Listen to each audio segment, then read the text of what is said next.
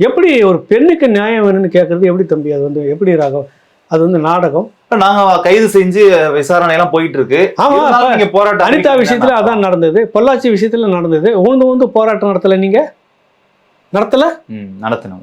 அப்பமா அது இனிச்சுதா? அது நாடகமா? அது நாடகத்தை நீங்க தான் எதிர்கட்சியாக இருக்கும்போது முழுக்க முழுக்க நாடகம் நடத்துவீங்க, ஆளுங்கட்சியானவொன்னே அமுக்கமா போயிடுவீங்க நீங்கன்றதுக்கு பல உதாரணம் நீங்களே ஒத்துக்கிட்டீங்க. ஆமா, நாங்க ஆளுங்கட்சியா இருக்கிறப்ப நாங்க அப்படிதான் இருக்க முடியும் சொல்லிட்டுன்னு. எத்தனை போராட்டத்துக்கு எதிராக நீங்க எதிர்த்து மக்களுக்காக வந்து போராட்டம் பண்ணீங்க. மின்சார கட்டணம் உயர்த்தக்கூடாது, நீங்க போராட்டம் முடிச்சது இன்னும் இருக்குது இல்லை, வந்த உடனே ஏற்றிக்கிட்டீங்களா 2வது முறையா? பரந்தூர் விமான நிலையம் வேணான்னு சொல்லிட்டு இப்போ வேணும் அமைச்சே தீர்வுன்றீங்களா கமிஷனுக்கு? நீங்கள் நாடகம் நடத்திட்டு இருக்கிறீங்க இந்த மக்கள்கிட்ட, அது அம்பலப்பட்டு போகுதுன்றீங்க. இவங்க என்ன வராங்க, முதல் நாள் கேட்குறாங்க, ஒரு ஆர்ப்பாட்டம் முடிஞ்சிட்டு போகுதுல்ல, அதுக்கான என்னென்ன பயம் உங்களுக்கு. சீமான் பேசுகிறப்ப அது தாக்கம் வந்து பெரிய அளவில் போகும், மக்கள்கிட்ட இருக்கும்.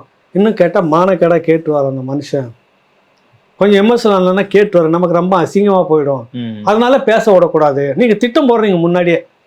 1/2 மணி நேரம் பேசினாலும் நம்மளை வந்து அம்பலப்படுத்தி நிர்வாணப்படுத்தி தொங்க விட்டு போயிட்டு தோரணம் கட்டிடுவார். அதான் அர்த்தம்.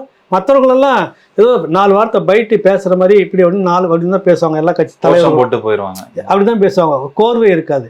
இது நெருப்பு மாதிரி போட்டு உங்களை தொங்க விட்டா தோரணம் தொங்க விடுற மாதிரி தொங்க விட்டுருவாங்கன்ற பயம் வருது, மக்கள்கிட்ட ரீச் ஆகிடுன்னு பார்க்குறீங்க. அந்த பயத்துக்காக நீங்கள் இதில் தான் அதை சொல்கிற கோமாளித்தனம் என்னன்னா,